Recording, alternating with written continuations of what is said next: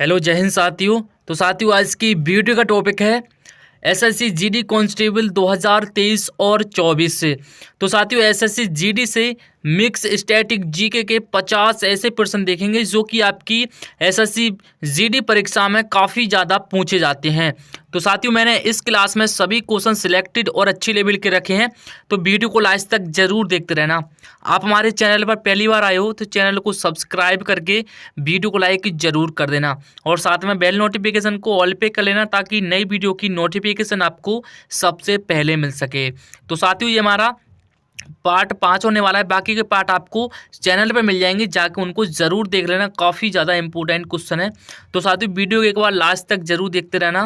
मैं गारंटी के साथ कह सकता हूँ कि आपकी इस क्लास में से काफ़ी हद तक आपकी जो तैयारी साथी वो इम्प्रूव हो जाएगी। तो चलिए साथियों वीडियो को स्टार्ट कर लेते हैं फर्स्ट क्वेश्चन के साथ। फर्स्ट क्वेश्चन है साथियों हमारा, भारतीय सुदूर संवेदन संस्थान की स्थापना डैश में की गई थी। बताइए साथियों कहाँ पर की गई थी भारतीय सुदूर संवेदन संस्थान की स्थापना। तो राइट आंसर रहेगा साथियों ऑप्शन सी देहरादून में। साथियों देहरादून में भारतीय सुदूर संवेदन संस्थान की स्थापना की गई थी। आपका राइट आंसर ऑप्शन सी हो जाएगा देहरादून। चलिए अगला क्वेश्चन देखते हैं। यह विचार किसने विकसित किया था कि साधन ही उद्देश्य का औचित्य बनाते हैं। बताइए साथियों किसने कहा था औचित्य बनाते हैं। साथियों साधन ही उद्देश्य का औचित्य बनाते हैं। राइट आंसर बताना क्या होगा। दूसरा प्रश्न आपके एग्जाम के लिए काफ़ी ज़्यादा इंपॉर्टेंट है, तो दूसरे का डी बिल्कुल राइट आंसर हो जाएगा साथियों। महात्मा गांधी ने कहा था साथियों, महात्मा गांधी ने। चलिए अगला क्वेश्चन देखते हैं। निम्नलिखित में से कौन सा भारत का सबसे बड़ा राष्ट्रीय उद्यान है। बताइए साथियों ऑप्शन आपकी स्क्रीन पर है। बताइए इस प्रश्न का राइट आंसर क्या होगा। भारत का सबसे बड़ा राष्ट्रीय उद्यान कौन सा है। तो राइट आंसर रहेगा साथियों ऑप्शन सी। ऑप्शन सी साथियों आपका राइट आंसर हो जाएगा हेमिस राष्ट्रीय उद्यान। ये भारत का सबसे बड़ा राष्ट्रीय उद्यान है, हेमिस राष्ट्रीय उद्यान नेशनल पार्क। चलिए अगला क्वेश्चन देखते हैं। लोकसभा का चुनाव लड़ने के लिए प्रत्याशी की न्यूनतम आयु कितनी होनी चाहिए। 18 वर्ष, 21 वर्ष, 25 वर्ष, यहाँ पे साथियों 26 वर्ष। चार ऑप्शन है, बताइए राइट आंसर क्या होगा। तो चौथे प्रश्न का साथियों ऑप्शन सी आपका राइट आंसर हो जाएगा 25 वर्ष। साथियों 25 वर्ष होनी चाहिए। चलिए अगला क्वेश्चन देखते हैं। सोनल मानसिंह डैश शास्त्रीय नृत्य से जुड़ी हैं। बताइए साथियों सोनल मानसिंह कौन से नृत्य से जुड़ी हैं। उड़ीसी, मणिपुरी, कुचिपुड़ी, कथक। चार ऑप्शन स्क्रीन पर है, बताइए राइट आंसर क्या होगा। तो साथियों इसका सही आंसर आपकी स्क्रीन पर और ऑप्शन आपका ए राइट आंसर है साथियों। उड़ीसी से साथियों सोनल मानसिंह का संबंध है उड़ीसी नृत्य से। चलिए अगला क्वेश्चन देखते हैं। जब स्वतंत्रता ही माउंटबेटन योजना स्वीकार की गई उस समय भारतीय राष्ट्रीय कांग्रेस का अध्यक्ष कौन था। बताइए साथियों जब स्वतंत्रता की माउंटबेटन योजना स्वीकार की गई उस समय भारतीय राष्ट्रीय कांग्रेस का अध्यक्ष कौन था। जवाहरलाल नेहरू, सरदार पटेल, मौलाना आजाद या फिर डी आचार्य JB कृपलानी। चार ऑप्शन स्क्रीन पर है, बहुत बेहतरीन सवाल भी आपकी स्क्रीन पर है, बताइए राइट आंसर क्या होगा। तो साथियों छठे प्रश्न का राइट आंसर ऑप्शन ए हो जाएगा जवाहरलाल नेहरू। साथियों जवाहरलाल नेहरू थे उसमें भारतीय राष्ट्रीय कांग्रेस के अध्यक्ष। चलिए अगला क्वेश्चन देखते हैं। संसद के किसी भी सदन के दो सत्रों के बीच अंतराल किससे अधिक नहीं होना चाहिए। 3 महीने, 6 महीने, 9 महीने, 12 महीने। तो जिन भाइयों साथियों ऑप्शन बी आ रहा है 6 महीने, very good answer, very good class. चलिए अगला क्वेश्चन देखते हैं। दिल्ली सल्तनत की राजधानी लाहौर से दिल्ली किसने परिवर्तित की। बताइए साथियों किसने परिवर्तित की। 8वां प्रश्न आपकी स्क्रीन पर है, तो 8 का ए राइट आंसर हो जाएगा इल्तुतमिश ने। साथियों दिल्ली सल्तनत की राजधानी लाहौर से दिल्ली में साथियों परिवर्तित की थी किसने, आपका इल्तुतमिश से। इल्तुतमिश इस प्रश्न का राइट आंसर है साथियों। चलिए नेक्स्ट क्वेश्चन देखते हैं। भारतीय संविधान की उद्देशिका में परिवर्तन किस संशोधन अधिनियम के लिए किए गए थे? बताइए साथियों, किस अधिनियम के लिए किए गए थे? तो राइट आंसर रहेगा ऑप्शन सी 42वां संशोधन अधिनियम 1976 के लिए साथियों इसका राइट आंसर है। चलिए अगला क्वेश्चन देखते हैं। सिक्किम निम्न में से किन देशों के साथ अपनी सीमा साझा नहीं करता है? बताइए साथियों, सिक्किम किन देशों का अपनी सीमा साझा नहीं करता है? तो राइट आंसर रहेगा साथियों 10वें प्रश्न का ऑप्शन डी म्यांमार। साथियों इस प्रश्न का म्यांमार सही आंसर हो जाएगा। सिक्किम जो है साथियों ये म्यांमार देश से अपनी सीमा को साझा नहीं करता है। ऑप्शन डी म्यांमार आपको याद रखना है। चलिए अगला क्वेश्चन देखते हैं।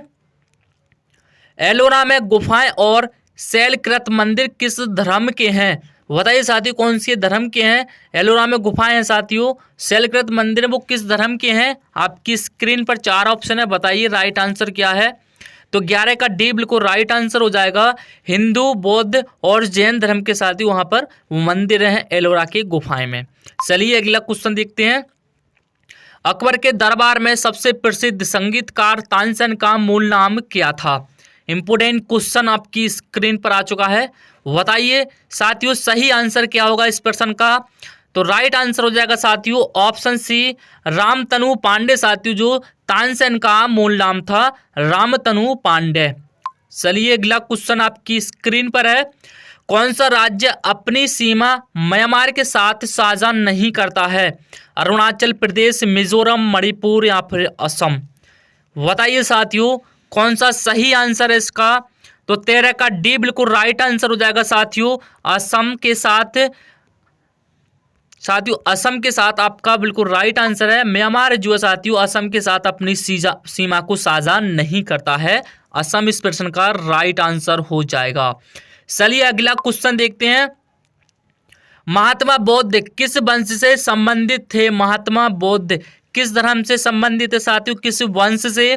तो राइट आंसर हो जाएगा साथियों इस प्रश्न का ऑप्शन सी आपका राइट आंसर हो जाएगा शाक्य वंश के थे साथियों। महात्मा बुद्ध शाक्य वंश से संबंधित है। शाक्य वंश आपको याद रखना है, इंपोर्टेंट क्वेश्चन है साथियों, नोट कर लेना। अगला क्वेश्चन देखते हैं। 1857 के विद्रोह के दौरान भारत का गवर्नर जनरल कौन था? ये सवाल साथियों आपके एग्जाम में काफी ज्यादा रिपीट होता है, इसको नोट कर लेना एक बार। 1857 के विद्रोह के दौरान भारत का गवर्नर जनरल कौन था? तो साथियों 15वें प्रश्न का ऑप्शन बी आपका राइट आंसर हो जाएगा साथियों लॉर्ड कैनिंग।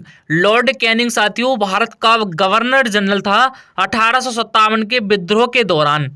चलिए आपको याद रखना है लॉर्ड कैनिंग। अगला क्वेश्चन देखते हैं।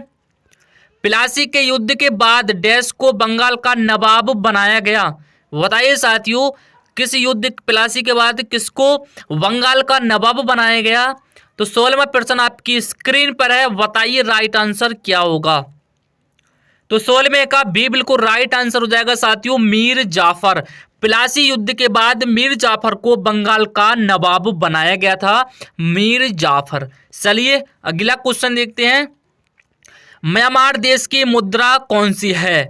बताइए साथियों म्यांमार देश की मुद्रा कौन सी है? तो राइट आंसर रहेगा साथियों 17वें प्रश्न का ऑप्शन बी साथियों कयात।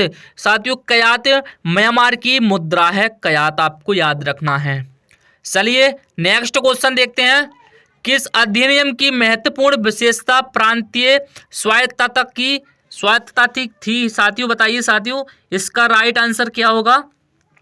किस अधिनियम की महत्वपूर्ण विशेषता प्रांतीय स्वायत्तता थी? बताइए साथियों 1935, 1919 या फिर 1909 या फिर 1858। 4 ऑप्शन आपकी स्क्रीन पर है, बताइए साथियों राइट आंसर क्या होगा? इंपोर्टेंट क्वेश्चन है, नोट कर लेना इसको। तो साथियों 1935 इस प्रश्न का राइट आंसर हो जाएगा। ऑप्शन आपका ए राइट आंसर है 1935 से।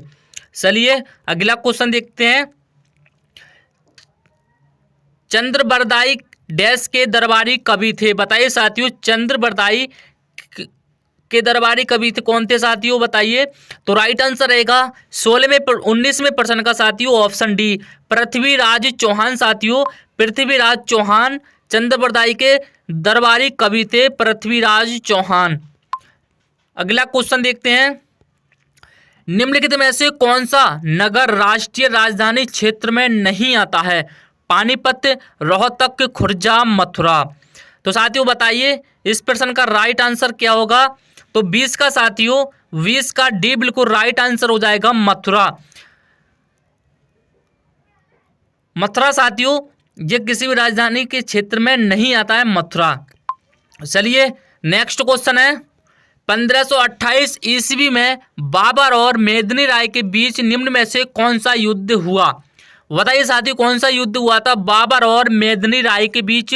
पानीपत का युद्ध, हल्दी घाटी का युद्ध, चंदेरी का युद्ध, घाघरा का युद्ध।